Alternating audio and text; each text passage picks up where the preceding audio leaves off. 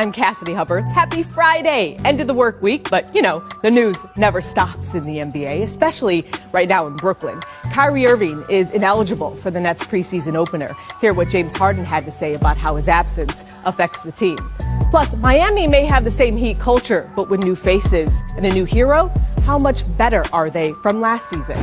LeBron has a reach far greater than basketball, and after hitting a 100 million milestone, we discuss his all-time influence in American culture. And want to see the most epic neighborhood ever? We'll show you the incredible NBA Lane promotion that has people buzzing. Get your popcorn ready. The Jump starts now.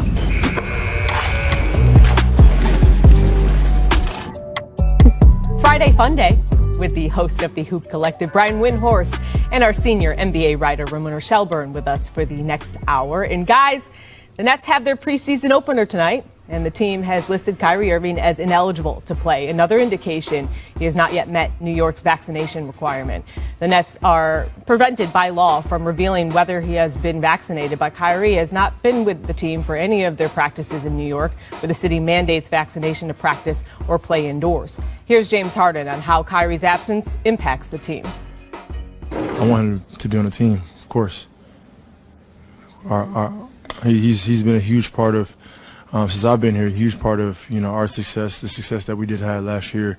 And we kind of was finding a rhythm to whereas, that chemistry that we built, especially I can remember last year, that one road trip we had, we were just, me and Kyrie, and he's just a special talent that you don't really see often. So, of course, I would want him to be on the team, and, he's one of the reasons why I came here. So, Ramona, we heard from Katie on Wednesday, now James Harden. What's your reaction to how they're addressing this situation right now? I actually think at this point, this is going to come from the players on this team. James Harden, obviously very close to Kyrie Irving. Kevin Durant, very close to him. Kyrie is really the one who pushed the Brooklyn option in the first place when they signed as free agents.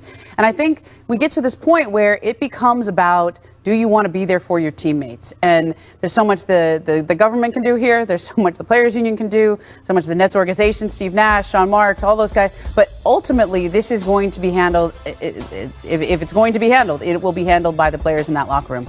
And I think it comes down to how long do the players on this team publicly support him the way that they have. And so far, Kevin Durant, James Harden have. But when he starts missing games, or if he starts missing games, how long will that support last? And Brian, the team examined even moving their practices outside of New York to accommodate Kyrie, but ultimately decided to eject it for several reasons, including the need to have access to all their facilities. So how should Nets players and coaches handle Irving's absence and really continued questions regarding the matter? Yeah, I'm going to evaluate them on their actions, not their words. I know, as Ramona has referred, that outwardly they have remained supportive, including Steve Nash, every single day. But their actions speak like they're an organization that's moving on, because they aren't moving their practices to accommodate him. And Steve Nash also said this week that they're really not discussing with him what he's doing on off days. I don't know if he's zooming into film sessions. I don't know if he's zooming into the practices. But, the fact that they're basically saying we're going to prepare for this season without you, and, I don't even know if he's even going to play in the road games, is them saying, Kyrie, we're here for you when you decide to join us, but we've got to move on. Yeah, and to your point, Brian, Kyrie's availability in New York is not the only concern facing the Nets. For example, when in Toronto, Kyrie will be able to play in the game, but if Kyrie is caught leaving his hotel for anything not a team activity, he would face up to a $750,000 fine and possible jail time. So, Brian, should the Nets even allow Kyrie to play only road games? So I know that this sounds like it would be simple, but it's actually, in my view and in talking to people, I think it's untenable. Because it's not just that he's not playing in the games. You guys know. He can't practice. And so that means the team can't be around him, can't see what he's doing, can't prepare for games. So just as an example, the last time Kyrie was with his teammates in a practice was October 2nd. That was last Saturday. They played on Sunday in LA, but he didn't play in that game. The next time they are going to be able to see him is going to be Monday for a game in Philadelphia. So that means that they will not have seen him for 8 or 9 days. I don't know how you can play a guy who hasn't been around your team for 8 or 9 days. But even if they do play him in that game, then they go back home until their opener. which is in Milwaukee 9 days later. Oof. So that means that Kyrie would have been around the team for one time in 16 or 17 days leading up to the opener. That's just leading up to the opener. Mm-hmm. Then they have a situation where the second week of the season, they've got a 6-game homestand where they're going to be in New York for 12 or 13 days, depending on when they travel. That would mean that they would go 12 or 13 days without seeing him. Mm-hmm. So how can they start him in their first road game after that in Detroit when they haven't even laid eyes on him in 12 days? They haven't practiced with him, no film sessions. That you just can't do that in the NBA. You can do that in a YMCA rec league, but you can't do that in the NBA. And the Nets have a good team. They can't be stuck, with this sort of around their ankles. And so I just don't think it's tenable. I think what's been difficult about watching this is you see how people's public, they keep saying, we don't want this to be a distraction. But every single day they are there and he is not, that's all the questions that they get asked because therefore it is a distraction. You can try not to talk about it as much as you can. And so as you point out, like they can play. And if there's one team in the NBA who I think could actually withstand something like what you're describing, Brian, where, gone for a week, come back in a week, we'll see it when you get here.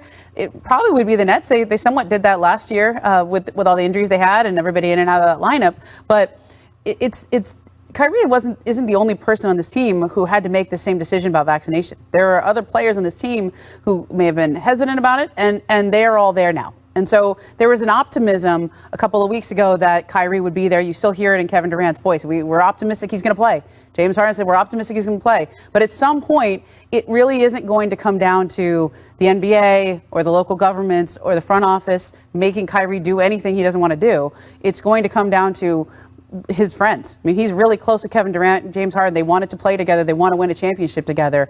And that is, that's going to be the ultimate arbiter here. And another layer, guys, is the fines. And NBAPA Executive Director Michelle Roberts said publicly to the New York Daily News earlier this week, quote, "They've been reporting that we've agreed that if a player who was not able to play because of this non-vaccination status, they could be dock pay. We did not agree. The league's position is that they can," and then finish the statement by saying, "We'll see." So this threat of dock pay, Brian, where does that stand? Well, from talking to agents and other people involved with the league office, it's a gray area in the CBA. And so the league is, sort of taking one position on it. The union is taking another. But in the interim, he's not going to get his payment. Now, they have a procedure to deal with disputes. You go to arbitration, but that's going to take months. And, they may not get an answer that they want. They may get an answer that they want. But in the interim, as Kyrie has to figure out what he's doing, every time he misses a home game, it's going to be $380,000 out of his paycheck. And whether he gets that back or not is to be determined maybe in a date far in the future. Brian, but this is playing out across America with workers who are losing their jobs when there's a vaccine mandate, either at their workplace or in the city they live in. And these lawsuits are they're being litigated right now in real time. So when you say it's a gray area and it's unprecedented, it really is. The players' union's job is to stick up for players like Kyrie Irving who may find themselves in this situation. That's their job. They are essentially this is a union. There are lawyers there whose job is to fight for those things. I think it would go to arbitration. I'm not sure how it will come out. So far, vaccine mandates have held up. People have been fired. But this is all a gray area in this country right now. And so I think that's where Michelle Roberts' quote is coming from. By the way, Kyrie Irving has 2 years, $71 million left on his contract. Also has a player option next summer that will allow him to be an unrestricted free agent, just for context. Meanwhile, onto the developing story regarding 18 former NBA players that were charged Thursday with pocketing about $2.5 million illegally by defrauding the league's health and welfare benefit plan. FBI agents across the country arrested 15 former players and one of their wives in a 3-year conspiracy that authorities say started in 2017. U.S. Attorney Audrey Strauss said prosecutors have travel records, email, and GPS data that proves the former players were sometimes far from the medical and dental offices at the times when they were supposedly getting treated. In one instance, she said a former player was playing basketball in Taiwan